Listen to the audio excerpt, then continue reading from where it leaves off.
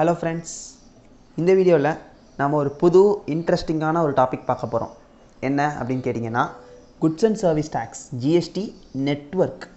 ஜிஎஸ்டியோட network எப்படி operate ஆகுது, அதனால் என்ன, யார் அதை ஓப்பன் பண்ணா, யார் அதை ஸ்டார்ட் பண்ணா, அதெல்லாம் தான் பார்க்க போகிறோம். First GST goods and services tax network அப்படின்னா, நெட்வொர்க்னால் எல்லோரும் கம்ப்யூட்டர் ஆன்லைன்னு சொல்லி ஒரு பேசிக்கான ஒரு தாட்டில் இருப்பீங்க. ஏன்னா நெட்வொர்க்னாலே அந்த மாதிரி இன்டர்நெட்டில் வர்றது அப்படின்னு சொல்லி நம்ம நினச்சிக்கிட்டு இருக்கோம்.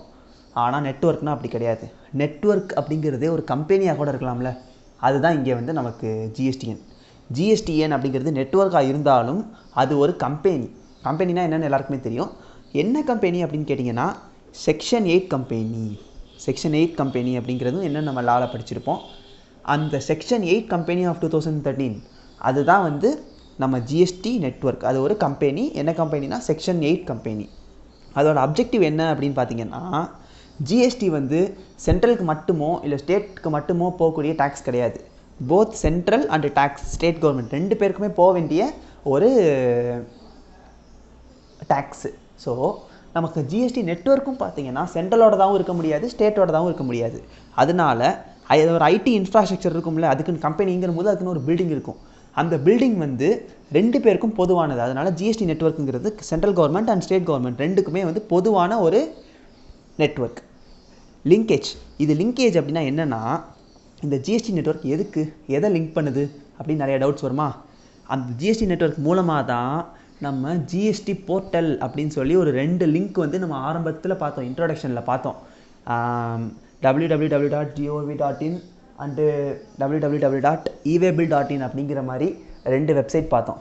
அந்த 2 வெப்சைட்டுக்குமே ஆப்ரேட் பண்ணுறது யார்? அதுவாக ஆப்ரேட் ஆகாதுல ஒரு வெப்சைட். அப்படிங்கும்போது அந்த ஆப்ரேட் பண்ணுற ஒரு கம்பெனிக்கு பேர், நெட்வொர்க்குக்கு பேர் தான் goods and services tax network.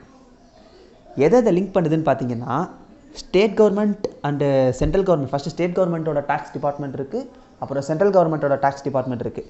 அந்த 2 டேக்ஸ் டிபார்ட்மெண்ட்டையும் லிங்க் பண்ணுறது வேலை. டேக்ஸ் பேயர்ஸை லிங்க் பண்ணுது யாரு கூடன்னு கேட்டிங்கன்னா, ஜிஎஸ்டி அத்தாரிட்டிஸ் கூட. அவங்க கட்டுற ஒரு டேக்ஸ் கரெக்டாக போய் சேருதா இல்லையான்னு பார்க்கணும்ல கவர்மெண்ட்டுக்கு. அந்த வேலையை பார்க்குறது இந்த goods and services tax network தான். ஸோ டேக்ஸ் பேயர்ஸையும் நம்ம ஜிஎஸ்டி அத்தாரிட்டிஸ், ஜிஎஸ்டி அஃபீஷியல்ஸையும் லிங்க் பண்ணுறது ஜிஎஸ்டி நெட்வொர்க். அடுத்து bank and other stakeholders. பேங்க்கும் இதில் இன்வால்வ் ஆவாங்க. ஏன்னா எல்லோரும் ஆன்லைனில் பண்ண மாட்டாங்க. பாதி பேர் சலான் மூலமாக பண்ணுறாங்க அப்படின்னா அவங்க பேங்க்குக்கு தான் போய் கட்டி ஆகணும். ஸோ பேங்க்கையும் ஜிஎஸ்டி நெட்வொர்க்கையும் ஜிஎஸ்டி கவுன்சில்ஸ் அண்ட் ஜிஎஸ்டி அத்தாரிட்டிஸை லிங்க் பண்ணுறது ஆட்டோமேட்டிக்காக இந்த ஜிஎஸ்டி நெட்வொர்க் தான். ஸோ ஜிஎஸ்டி நெட்வொர்க் அப்படிங்கிறது ஒரு கம்பெனி, நல்லா ஞாபகம் வச்சுக்கோங்க. என்ன கம்பெனின்னு கேட்டிங்கன்னா செக்ஷன் 8 கம்பெனி. இதுவும் ரொம்ப ரொம்ப இம்பார்ட்டண்ட்டான ஒரு 1 வேர்டு கேட்குறாங்க, நல்லா நோட் பண்ணிக்கோங்க. அதோட லிங்கேஜ் என்னன்னு பார்த்துட்டோம். இதுதான் ஜிஎஸ்டி நெட்வொர்க் ரிலேட்டடாக இருக்கிற ஒரு ப்ரொவிஷன். இதை நீங்கள் மேப் மாதிரியும் போடலாம். ஜிஎஸ்டி நெட்வொர்க்கை நடுவில் போட்டு யார் யாரை லிங்க் பண்ணுறாங்க அப்படின்னு சொல்லி ஒரு டயக்ராமேட்டிக் ரெப்ரசன்டேஷனாக வரைஞ்சால் இன்னும் நீட்டாக இருக்கும். எக்ஸாமில் எப்படி வேணாலும் பண்ணலாம். ஏதாச்சும் டவுட்ஸ் இருக்குன்னா கமெண்ட்ஸில் கேளுங்க ஃப்ரெண்ட்ஸ். தேங்க்யூ.